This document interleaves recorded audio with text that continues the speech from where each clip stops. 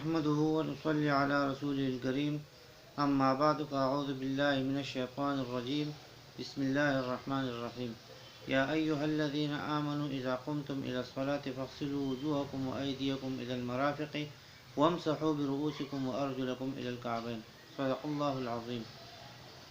میرے پیارے بھائیوں، میں نے آپ لوگوں کے سامنے پہلی ویڈیو میں وضو کے فرائض اور وضو کے سنتیں، وضو کے مستحبات اور وضو کے مکروہات بیان کیے تھے۔ اب اس ویڈیو میں آپ لوگوں کے سامنے 3 مسئلے بیان کرتا ہوں۔ پہلا مسئلہ، مسواک کے بجائے ٹوتھ پیسٹ اور برش کا استعمال۔ دوسرا مسئلہ، اخبار میں لکھی ہوئی آیات کو بلا وضو چھونا۔ تیسرا مسئلہ، وضو اور غسل میں مصنوعی اعضاء کا حکم۔ پہلا مسئلہ یہ ہے، مسواک کی 2 حیثیتیں ہیں۔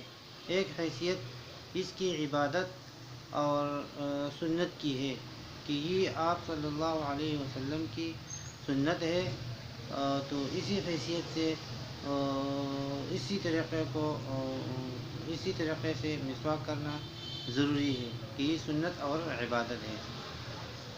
آپ صلی اللہ علیہ وسلم کی مسواک کے بارے میں منقول طریقہ یہ ہے کہ آپ صلی اللہ علیہ وسلم مسواک لکڑی کا استعمال کیا کرتے تھے، اور اگر مسواک نہ ہوتا تو پھر انگلی پر اکتفا کرنے کا حکم دیا کرتے تھے۔ دوسری حیثیت مسواک کی وہ عام انسانی عادت کی ہے، وہ منہ کی بدبو اور صفائی کرنا ہے۔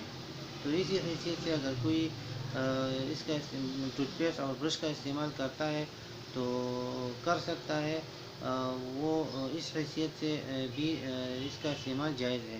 یعنی برش اور ٹوتھ پیسٹ اگر منہ کی صفائی اور بدبو کو دور کرنے کے لیے کرے تو کر سکتا ہے۔ جدید فقہی مسائل میں یہ مسئلہ بیان کیا گیا ہے۔ دوسرا مسئلہ، اخبار میں جو قرآنی آیت لکھی ہو اس کو بلا وضو چھو سکتا ہے یا نہیں چھو سکتا۔ اخبار میں جس جگہ قرآنی آیت لکھی ہو اس کو بلا وضو اس جگہ کو چھونا یہ جائز نہیں ہے۔ اس کے علاوہ اگر اخبار کو بلا وضو چھو لے تو وہ چھو سکتا ہے۔